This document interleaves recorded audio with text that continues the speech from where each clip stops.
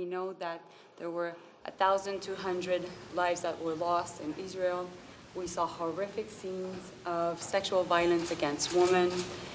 There's been also 15,000 people that have died in Gaza, and mainly Palestinian women and children have been killed. We know that the truce that we saw last week was a positive step, was helpful. Nearly half of the hostages were released, and we saw more humanitarian aid going in Gaza. Now, the resumption of violence is devastating.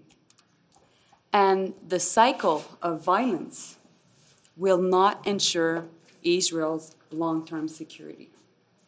And the price of justice cannot be the suffering of all Palestinians. And so the violence must stop. We need to make sure that we get to a two-state solution, and Canada will get involved in making sure that we can launch conversation about the two-state solution. En français maintenant.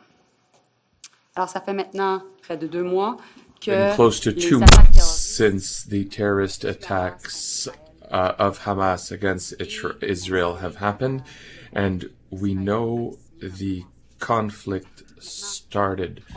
Now, we know that 1,200 people have lost their lives in Israel. We've seen horrible scenes of violence, sexual violence against women on the day of terrorist attacks. We also know that about 15,000 people have lost their lives in Gaza, more specifically, or particularly women and Palestinian children. The humanitarian break last week was a positive turnout because most of the Israeli hostages have been freed, and we've also seen that there's more humanitarian aid that was able to be brought to Gaza.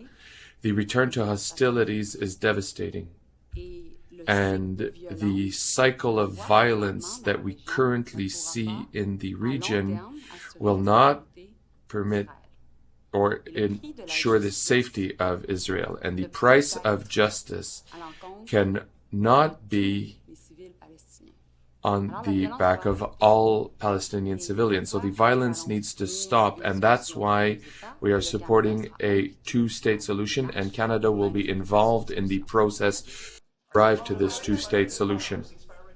Like I've said, the violence must stop.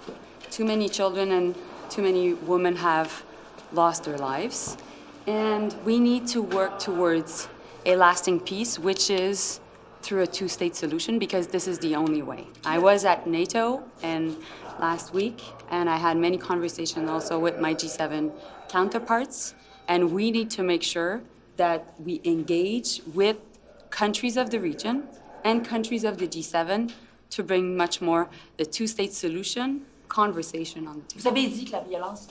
You said that violence needs to stop. Who is responsible for ceasing that violence?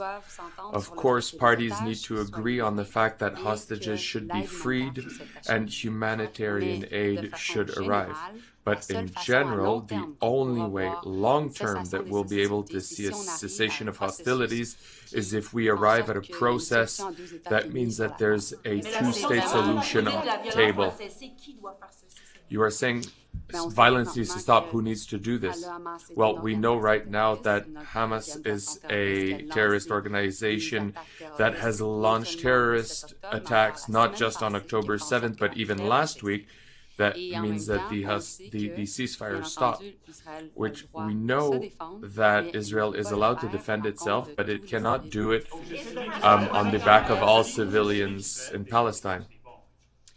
Are you saying that Israel is going beyond the limit? I'm saying too many people have lost their lives, too many civilians have died. It's now 15,000 dead civilians in Gaza.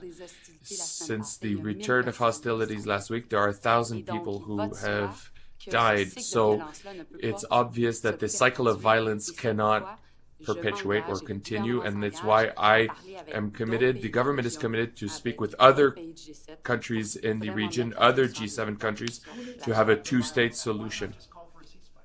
Why not? Of course, we need to make sure that Hamas as a threat is is stopped, because we know that they were the ones to launch terrorist attacks. But we know also that there's too many civilians that have died. And that is why we need to make sure that we work on a two-state solution, and I've answered your question. Thank you.